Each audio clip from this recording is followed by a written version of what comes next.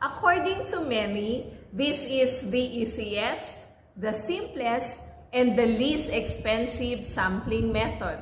Ka-schoolers, ka-researchers, tara na, and let's talk about convenience sampling.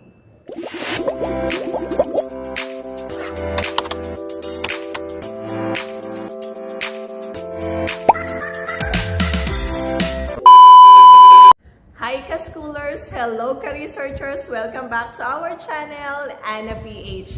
For those who are new here, dito sa ating channel, this is a YouTube channel featuring videos on research writing. Kaya kung namomroblema ka at stress ka na sa pagsulat ng iyong research paper, worry no more! I got you! Simple lang naman, huwag ma-stress. All you have to do is to visit our channel, Anna PH, and check for all the videos that we have prepared for you. Yes, para sa'yo. These videos will assist you and help you in your research project. Okay?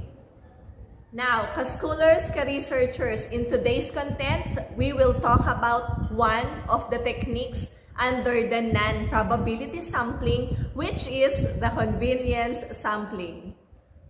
So in this video, hindi mo lang malalaman yung definition ng convenience sampling, but you will also get to know how it is done.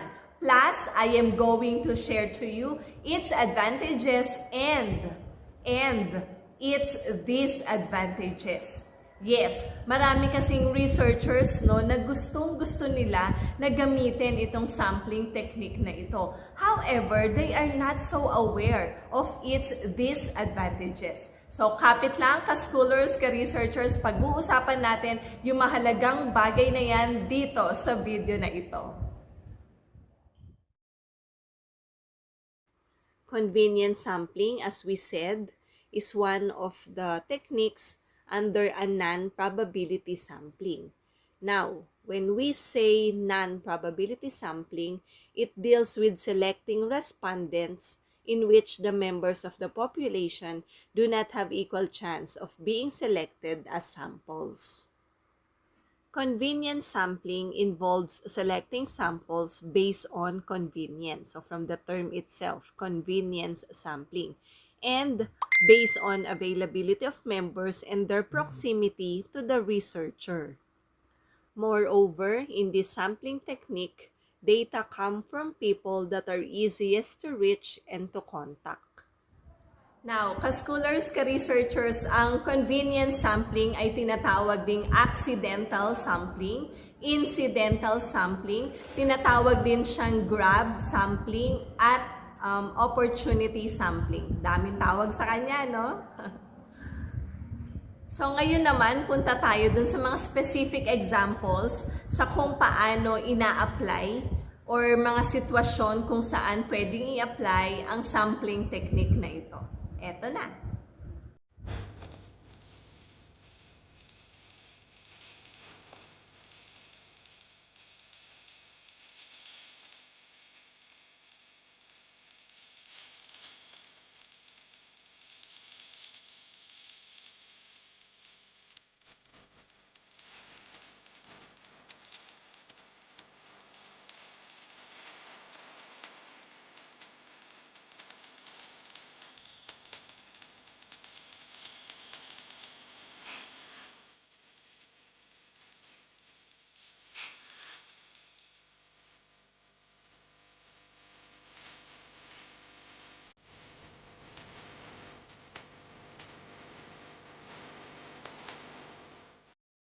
At this point, sa mga gagamit ng sampling technique na ito, i-share na natin yung kanyang advantages at yung kanyang disadvantages. Ito yung mahalagang bagay na dapat mong malaman at dapat aware ka. Eto na.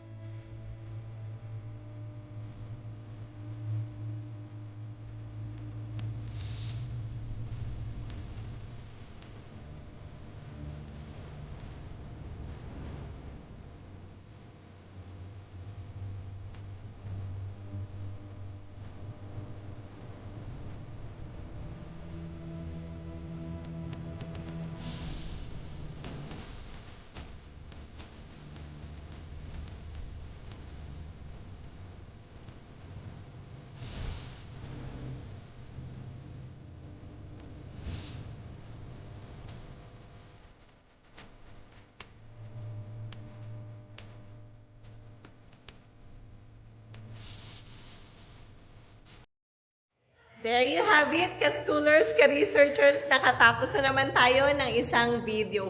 Dun sa mga hindi pa natin subscribers at bago pa nga lang dito sa ating channel, subscribe na kayo sa ating channel na Ana PH. At dun naman sa mga subscribers na natin, keep on sharing our videos to your classmates, to your fellow researchers. Okay?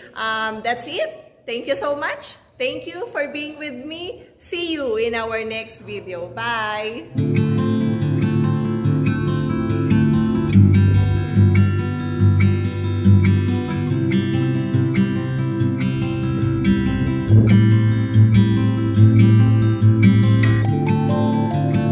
is mine.